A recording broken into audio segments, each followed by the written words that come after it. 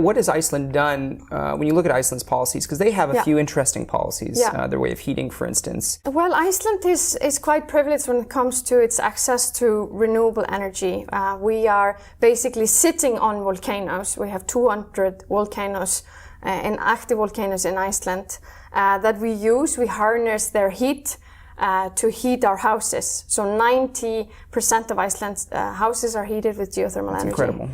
And most of our electricity also comes from hydropower and so forth. So we are definitely one of the greenest nations on the planet and have managed to export some of that knowledge internationally to help other communities combat climate change. So that's an example of a field where Iceland has had an impact internationally, and hopefully we'll do more of that. But how do you replicate that? I mean, of course, Iceland is a unique country for so many different reasons. I mean, you could say demographically, its size, its population, its access to resources.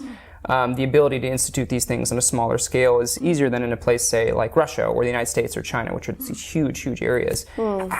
How do you replicate that, and what does Iceland do to promote those sorts of? In some cases, we're focusing on helping countries around the world to develop their geothermal resources. And geothermal has much more potential in the world that has been explored already. I think people don't realize that one of the biggest district geothermal heating systems in Europe is in Paris. So we have been working with countries in Africa and Asia and Europe, developing their geothermal potential. So that's one way of doing it. Another way is that, when Iceland undertook the path of moving from fossil fuels to renewables, we were extremely poor nation. We were trying to, this was shortly after independence, we were trying to find ways to develop and get investments into our communities and so forth.